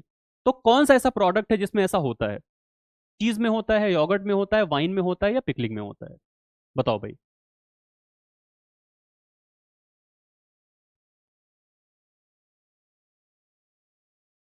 बताओ, आंसर सभी लोग करो देखो। हाँ, यहां पर देखो मैक्सिमम लोगों ने सही आंसर किया। वाइन मेकिंग में होगा ना भाई, वाइन मेकिंग में चाहिए क्या, अल्कोहल चाहिए। लैक्टिक एसिड अगर गलती से चला गया, फर्मेंटेशन करा दिया, तो वहां पर दिक्कत क्या होगी, एसिड का प्रोडक्शन हो जाएगा। और वाइन जैसे ही खट्टी हुई वैसे ही आपके लिए खराब हो गई। बाकी चीजों में तो बढ़िया है ना, चीज में तो लैक्टोबैसिलस अच्छा रोल प्ले करेगा, योगर्ट को भी बढ़िया सा बनाएगा। पिकलिंग में अभी हमने बता ही दिया कि यूज में लाया जाता है, सॉरक्रॉट वगैरह में भी जाता है। वाइन में चला गया तो गलती से दिक्कत हो जाएगी, ठीक है। तो वहां पर अनडिजायरेबल होगा, बाकी तीनों में डिजायरेबल है। क्लियर। अगला क्वेश्चन है कि which lactic acid forming bacterium is primarily utilized in the fermentation of pickles and sauerkraut. Pickle और सॉरक्रॉट में कौन सा ऐसा लैक्टिक एसिड बैक्टीरिया है जो कि यूज में लाया जाता है। Option are Lactobacillus lactis, Leuconostoc mesenteroides, Streptococcus thermophilus, Pediococcus एसिडोलैक्टाई।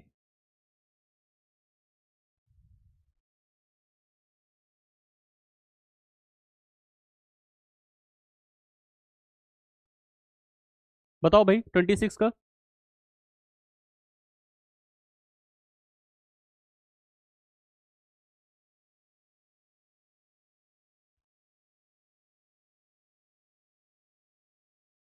अब देखो यहां पर ना दो ऑप्शंस में आपको कंफ्यूजन हो रही होगी।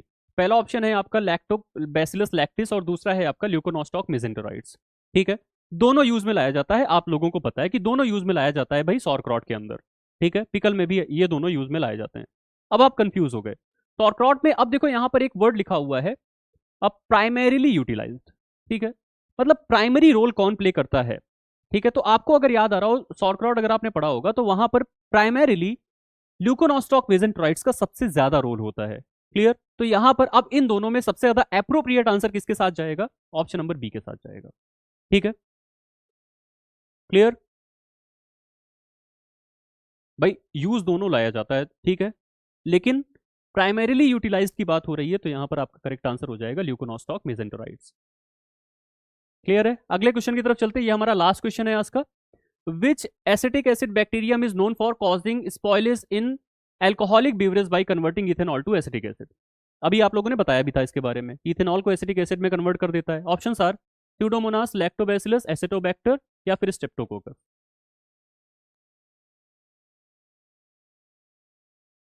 बताया था ना अभी आप लोगों ने, दो बैक्टीरिया के नाम बताए थे, एक ग्लूकोनोबैक्टर बताया था, एक एसिटोबैक्टर बताया था। दोनों का काम क्या होता है?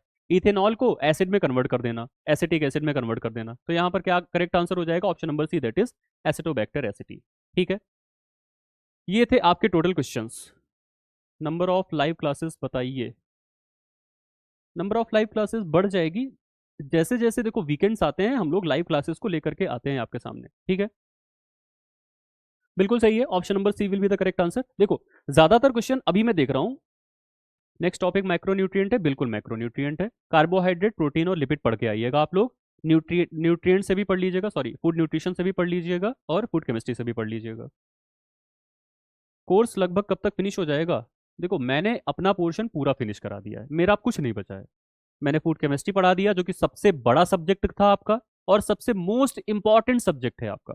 मैंने फूड एडिटिव पढ़ा दिया है आपको, सबसे छोटा सब्जेक्ट है लेकिन बहुत ज्यादा इंपॉर्टेंट रोल प्ले करता है।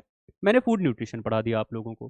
ठीक है, फूड न्यूट्रिशन में अगर आपके पास समय नहीं है तो सेलेक्टिव चीजों को पढ़िए।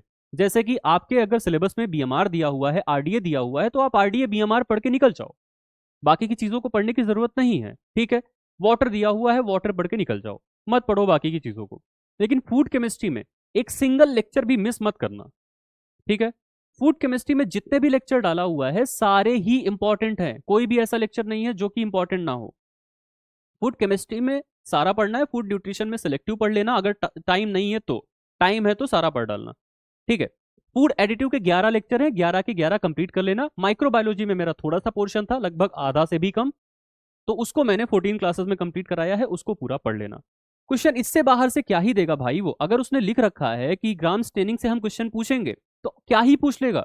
सैफ्रन के बारे में पूछेगा, ग्राम पॉजिटिव ग्राम नेगेटिव में डिफरेंस के बारे में पूछेगा, सेल वॉल के कंपोजिशन के बारे में पूछेगा, दोनों में स्ट्रक्चर्स किस किस चीज के बने हुए होते हैं उसके बारे में पूछेगा, और क्या ही पूछ लेगा। इससे ज्यादा कुछ होता भी है क्या? नहीं होता है ना। ठीक है, तो जो भी चीजें पढ़ाई गई हैं उसको अच्छे से पढ़ लो पहले एक बार। ठीक है, आराम से, और कभी इधर उधर भागना नहीं। ये नहीं कि एक क्लास हमने फूड केमिस्ट्री की किया भाग के चलते हैं तुरंत फूड माइक्रोबायोलॉजी पे, ऐसा मत करना। वन बाय वन आप कवर करो। सबसे पहले सबसे ज्यादा इंपॉर्टेंट चीज जो है, जो कि आपकी फूड केमिस्ट्री का पोर्शन है, उसको कंप्लीट करना। ठीक है, वहां से बहुत ज्यादा क्वेश्चंस आपके बनेंगे, जो हमने पढ़ाया है उसी से बहुत ज्यादा क्वेश्चंस आएंगे आपके सामने। उसके अलावा एमसीक्यूज तो हम करा ही रहे हैं आपको, अलग अलग टाइप के क्विजेज में क्वेश्चंस तो दे ही रहे हैं। हाँ, क्विज में जो भी क्वेश्चन आपको गलत लगता है कि यहां पर आंसर गलत दिया हुआ है, आप उसको तुरंत रिपोर्ट कर दिया करो, हम उसको अपने एंड से सही करा देंगे। क्योंकि बहुत बार ऐसा होता है कि क्वेश्चंस टाइपिंग एरर हो जाते हैं या फिर ऑप्शंस में कुछ प्रॉब्लम हो जाती है, जो क्वेश्चन प्रिपेयर करने वाली टीम है उनसे कुछ ना कुछ एरर्स हो जाते हैं, जिसकी वजह से ऐसा आपको देखने को मिलता है। ठीक है, हाँ देखो पढ़ाई तो करना आप स्टार्ट कर दो, जो भी पढ़ नहीं रहा है अभी भैया पढ़ लो, अब टाइम नहीं है। अगर अब नहीं पढ़ोगे तो सिलेक्शन नहीं होगा। ठीक है, अभी पढ़ लोगे, अच्छे से पढ़ाई कर लोगे तो सिलेक्शन हो जाएगा। ये मत सोच करके चलना कि हम नहीं पढ़ेंगे हमारा सिलेक्शन हो जाएगा। 300 से ज्यादा बच्चे हमारे पास हैं, ठीक है, 100 एजुकेशन के पास हैं, 400 समथिंग सीट है। ठीक है, अभी भी लगातार इनरोलमेंट्स आ रहे हैं। अब ये बताओ सबके पास बराबर का जा रहा है ना, जो भी आपके क्या कहते हैं सप्लीमेंट्स होते हैं, जो भी यहाँ पर हम लोग प्रोवाइड कराते हैं, अलग अलग टाइप के स्टडी मटेरियल्स होते हैं, वो तो सबके पास बराबर जा रहे हैं ना। जो पढ़ लेगा उसका सिलेक्शन हो जाएगा। ठीक है, तो ये मत सोच के चलना कि कंपटीशन नहीं है, कंपटीशन तो है आपके लिए। पढ़ाई करोगे तभी आपका सिलेक्शन होगा। ठीक है, पढ़ाई नहीं करोगे तो सिलेक्शन होने से रहा। तो अभी से आप लोगों को सीरियस होकर के पढ़ाई करनी है। क्लियर?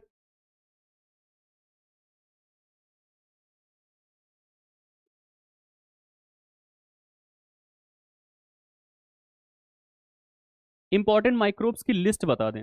देखो इंपॉर्टेंट माइक्रो ऑर्गेनिज्म की अगर आप लिस्ट देखोगे तो ग्राम पॉजिटिव के केस में अगर हम बताएं तो आपके जो लैक्टोबैसिलस होता है वो इंपॉर्टेंट माइक्रो ऑर्गेनिज्म हो जाता है, ठीक है। ग्राम नेगेटिव वाले में जो आपके पैथोजेनिक माइक्रो ऑर्गेनिज्म है ज्यादातर, जैसे कि आपके ई कोलाई वगैरह आ जाते हैं, ठीक है। इसके अलावा सैल्मोनेला वगैरह की स्पीशीज आ जाती है। ये नहीं पूछेगा कि सैल्मोनेला कौन सा डिजीज कॉज करता है, ये पूछ सकता है कि कौन से पर्टिकुलर फूड प्रोडक्ट में ये प्रेजेंट होता है और आपको as a pathogenic microorganism आपके शरीर में आता है, ठीक है। ये सारी चीजें पूछ सकता है। अभी हमने स्यूडोमोनास के बारे में बार बार क्वेश्चंस को आपके सामने लाया, स्यूडोमोनास बहुत ही ज्यादा इंपॉर्टेंट हो जाता है, ठीक है।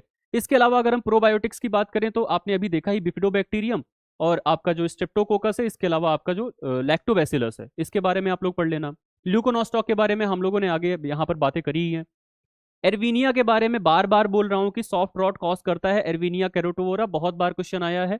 शायद डिट्टो ऐसे ही क्वेश्चन पूछ लिया जाए, इतना ज्यादा इंपॉर्टेंट बैक्टीरिया है वो, ठीक है। Soft rot in fruits and vegetable बहुत ज्यादा बार पूछा गया है ये, ठीक है। तो ये सब इंपॉर्टेंट है, और क्या ही इंपॉर्टेंट होगा, यही सारे बैक्टीरिया जो हम लोग पढ़ रहे हैं यही सब इंपॉर्टेंट है, ठीक है।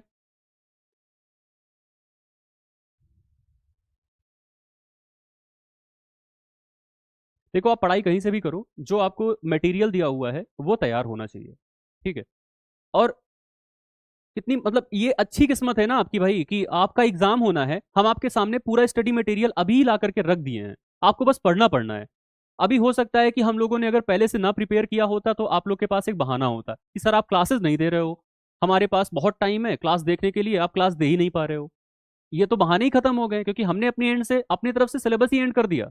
अभी आपको जैसे ही शॉर्ट लिस्टिंग आई उससे पहले मैंने अपना पूरा पोर्शन ही कंप्लीट कर दिया है आपके सामने, ठीक है। आपको तो बस पढ़ना ही पढ़ना है। पेपर मोस्टली चांसेस है कि फेब में हो जाएगा, फरवरी में हो जाएगा। हो सकता है कि आगे अगर 1 महीने का या फिर 2 महीने का हो सकता है बढ़े, वो भी क्लियर नहीं है कि बढ़ जाएगा। अभी ज्यादातर चांसेस है कि फेब में हो जाएगा, तो तैयारी उसी के अकॉर्डिंगली करो। ये मान के चलो कि 1 महीने आपके पास जो भी है उसको अच्छे से यूटिलाइज करिए, जितना आप पढ़ाई कर सकते हो भाई। आपको पता है ना कि आप एक लोअर पीसीएस लेवल की जॉब पाने जा रहे हो, ठीक है, जिसका कि अच्छा खासा ग्रेड पे है, अच्छा खासा सैलरी है, आपको बहुत सारे पर्क्स मिलते हैं अगर आप इस पर्टिकुलर जॉब में सेलेक्टेड हो जाते हो तो। अगर ऐसी जॉब है जो कि आपकी लाइफ को चेंज कर सकती है तो क्यों ना हम उसके लिए बहुत सारी मेहनत कर लें, ठीक है। तो 7-8 घंटे 10 घंटे तो कुछ नहीं होना चाहिए इसके लिए। अगर आपको ये पता है कि 1 महीने अच्छे से पढ़ने से हमको इतनी प्यारी जॉब मिल जाएगी तो आप उसके लिए पढ़ लो। क्या जाता है, 1 महीने बाद आपके पास जॉब होगी हाथ में, ठीक है। चलिए फिर स्टूडेंट्स, और कोई अगर आपके मन में डाउट है तो यहाँ पर पूछो, नहीं तो हम लोग क्लास को यहीं पर एंड करते हैं, ठीक है।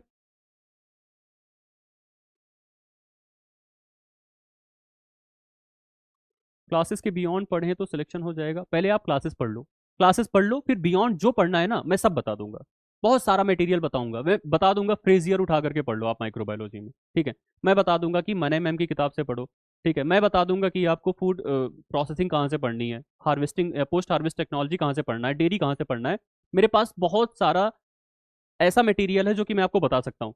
लेकिन सबसे ज्यादा इंपॉर्टेंट वो चीज़ है जो अभी हमने प्रोवाइड कराई है, पहले उसको आप पढ़ लीजिए। समय मिलेगा ना तो मैं बहुत सारे आपको मटेरियल बता दूंगा, सारा पढ़ जाना आप, ठीक है। क्लियर।